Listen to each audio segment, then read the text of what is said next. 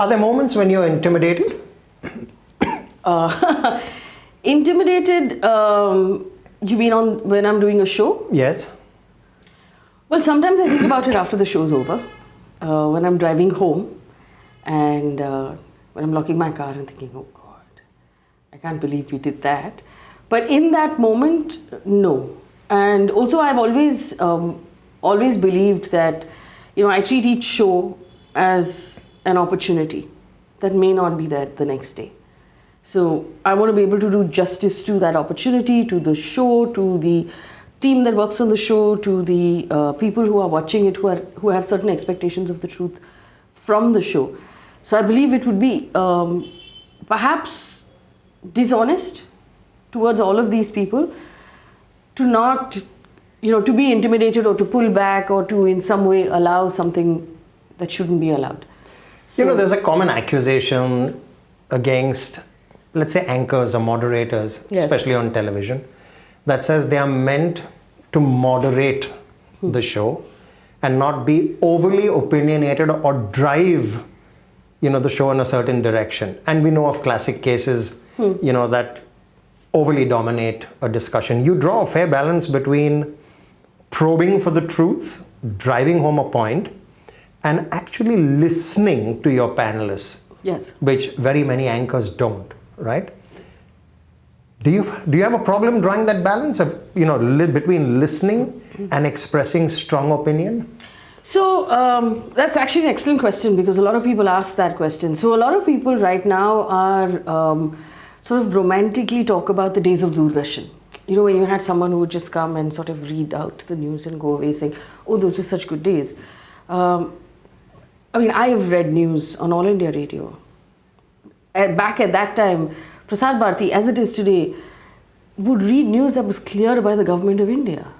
That's not ideally news either. It may have been in a more polite time. So there are two things to separate here. One is the actual style of putting out the news.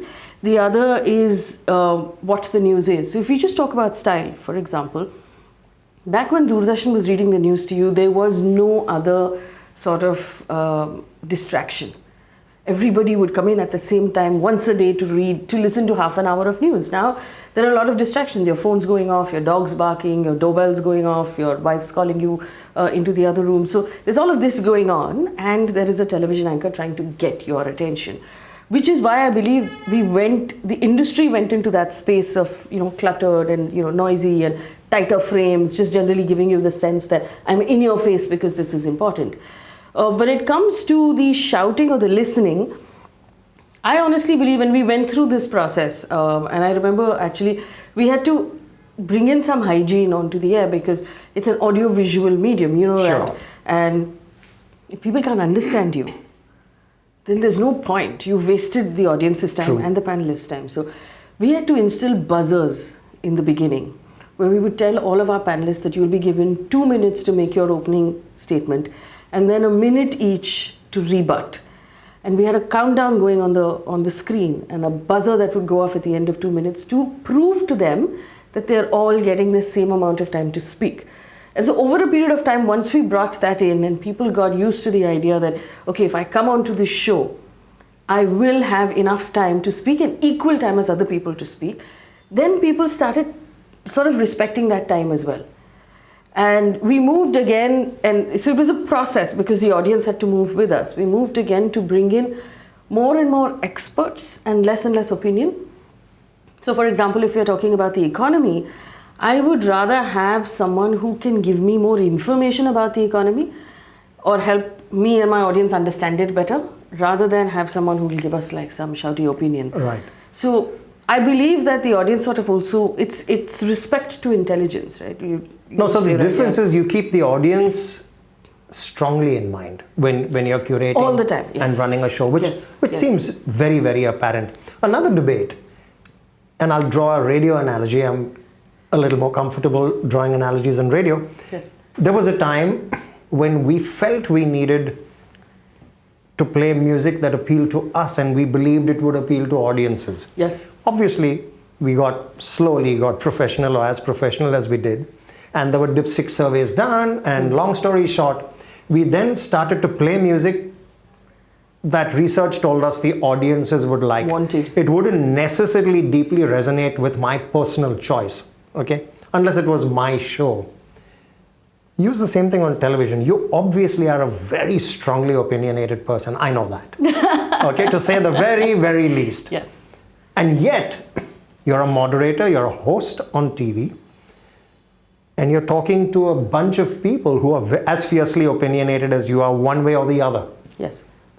How do you draw that mix? Do you hold back? Do you thrust your personal opinion into the mix? So to begin with, to take your sort of radio analogy, the difference, of course, between what is done on radio and what is done on news is that news, and they teach us this on the first day of journalism school, day one, that news is not about what you want to know. It's not about what I want you to know. It's about what you need to know.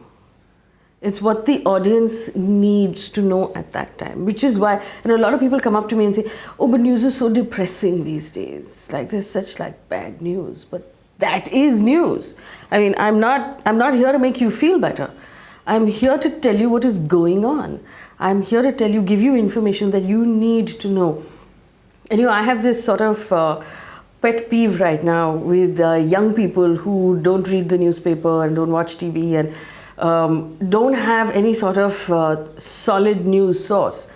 Because what's happening then is that they've got these apps that are pushing information that they want. So there'll be someone, for example, who really likes football, European football leagues.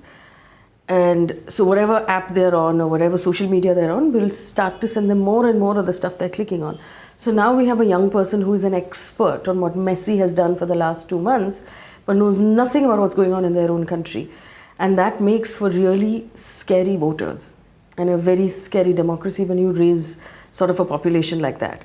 So my point is that when choosing a story, we can't, and there are news channels that are doing this, that are sort of agreeing with the majority opinion because that way they get larger viewership. But that cannot be the case. You have to necessarily tell people what they need to know, not what they want to know, not what they'd like to know, not what makes them feel better, not what panders to the emotions of the mob, for example. It has to be delivered like vitamins.